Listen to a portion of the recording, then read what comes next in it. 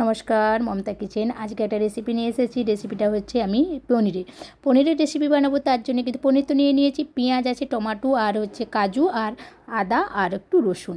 এগুলো কিন্তু আমি গরম জল দিয়ে সিদ্ধ করে নেব। দেখুন আমার গরম জল দিয়ে কিন্তু সিদ্ধ হয়ে গেছে। আর এর মধ্যে কিন্তু আমি একটু ঘি দিয়ে দিলাম 2 চামচ, দিয়ে কিন্তু পনিরটা ভেজে নেবো যাতে টেস্টটা খুব সুন্দরভাবে আসে। আর দেখুন পনিরটা কিন্তু ঘি দিয়ে একটু ভেজে নিয়েছি। আর এর মধ্যে আমি একটু তেল দিয়ে দিলাম, আর দিয়ে কিন্তু একটু জিরে আর একটু তেজপাতা দিয়ে দিলাম। দিয়ে কিন্তু যেই মশলাগুলো আমি সিদ্ধ করেছিলাম সেগুলো কিন্তু আমি পেস্ট করে এর মধ্যে কষে নিচ্ছি। দেখুন আমার কষা কিন্তু হয়ে গেছে।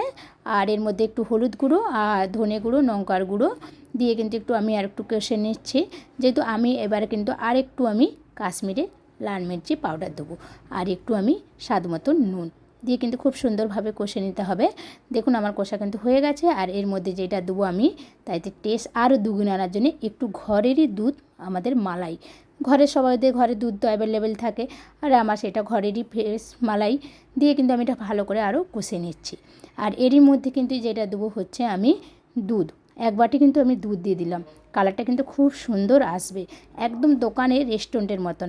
আর আপনার দিকে দোকানে যেতে হবে না, এরকমভাবে বাড়িতেই বানাবেন। দেখুন এর মধ্যে খুব সুন্দরভাবে কিন্তু কষা কিন্তু হয়ে গেছে।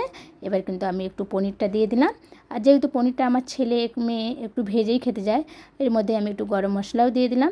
আর আপনার দিকে ভিডিওটা ভালো লাগলে লাইক করবেন, কমেন্ট করবেন, শেয়ার করবেন, আর আমার চ্যানেলটাকেও সাবস্ক্রাইব করবেন। আর দেখুন আমি এর মধ্যে আরও একটু জল দিয়ে দিলাম, যেহেতু রুটি দিয়ে খাবে, আর ভাত দিয়েও খেতে পারেন এই রেসিপিটা। দেখুন আমি ঢাকা দিয়ে দিলাম। আর আমার খুব সুন্দরভাবে দেখুন 5 থেকে 10 মিনিট হয়ে গেছে। আর কালারটা কিন্তু খুব সুন্দর এসে গেছে কিন্তু মায়েরই। দেখুন আমার খুব সুন্দরভাবে কালারটা এসে গেছে। আর এইভাবে এই পনিরের রেসিপি বানাবেন, খুব সুন্দর, বাচ্চার দিকে তো ভালো, বড়োর দিকেও ভালো লাগবে। আর এর মধ্যে দেখুন আমি একটু ধনেপাতা দিয়ে দিলাম, দিয়ে কিন্তু আমার পনিরের রেসিপি